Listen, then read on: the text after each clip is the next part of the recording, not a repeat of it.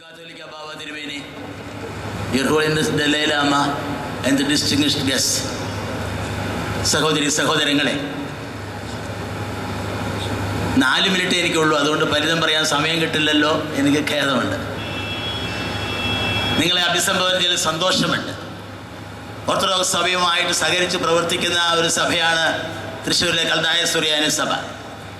വാസ്തവത്തിലെ ഞാൻ സുറിയാനിയിലുള്ള എൻ്റെ മുൻഗാമി മാർ തിമത്യോസ് തിരുമേനിയുടെ ഡയറി കുറിപ്പുകൾ പരിശോധിച്ചപ്പോൾ എനിക്ക് വളരെ സന്തോഷം തോന്നിയ ഒരു കാര്യമുണ്ട്.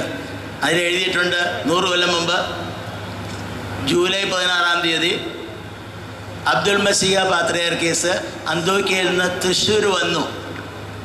തൃശ്ശൂരിൽ നിന്ന് കുന്നംകുളത്ത് പോയി, അതിനുശേഷമാണ് എറണാകുളത്തേക്ക് പോയതെന്ന്.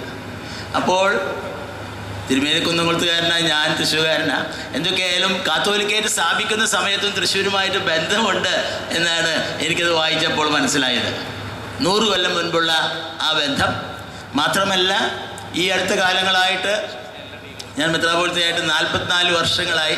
44 വർഷം മുൻപ് ഔഗേൻ കാത്തോലിക്ക ബാവ എന്നോട് കാണിച്ച സ്നേഹാദരവുകളോട് എല്ലാ കാലഘട്ടത്തിലും ഞങ്ങൾക്ക് സഹകരിച്ച് പ്രവർത്തിക്കാൻ സാധിച്ചിട്ടുണ്ട്.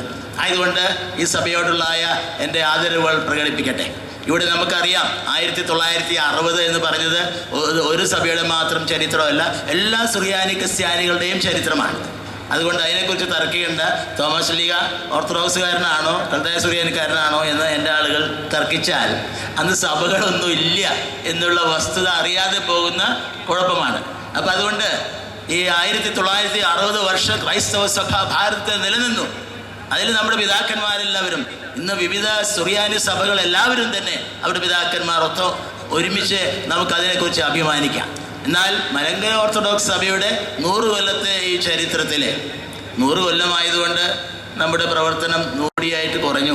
ഒരുപക്ഷേ 110 കൊല്ലമായിരുന്നെങ്കിൽ 110 കോടി എന്ന് ബാബാ തിരുമേനി പ്രഖ്യാപനം ചെയ്തേനെ. എന്തൊക്കെയായാലും 100 കോടി രൂപ സാധാരണക്കാരന് വേണ്ടി, പാവങ്ങൾക്ക് വേണ്ടി, മലങ്കര ഓർത്തഡോക്സ് സഭയിൽ ജനങ്ങൾക്ക് വേണ്ടി പ്രവർത്തിക്കാൻ ചെലവാക്കുവാൻ തീരുമാനിച്ചതായിട്ടുള്ള എൻ്റെ കമ്മിറ്റിക്കാരെ ഞാൻ അനുമോദിക്കുകയാണ്.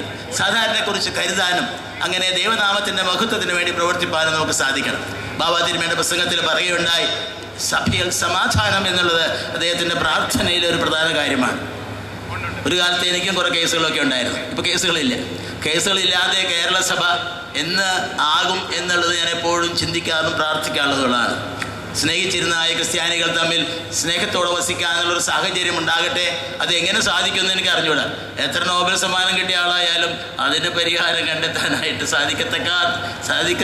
പറ്റാത്ത വിധത്തിലാണ് കാര്യങ്ങൾ നിൽക്കുന്നത് എന്ന് എനിക്ക് ചിലപ്പോഴൊക്കെ തോന്നിപ്പോയിട്ടുണ്ട്. എന്തൊക്കെയായാലും സമാധാനം എന്നുള്ള ക്രൈസ്തവരുടെ എല്ലാ വിഭാഗങ്ങളിൽപ്പെട്ടവരായാലും നമുക്ക് ആ ലക്ഷ്യമുണ്ടാകണം. ആ ലക്ഷ്യത്തോടുകൂടെ നമ്മൾ പ്രവർത്തിക്കണം.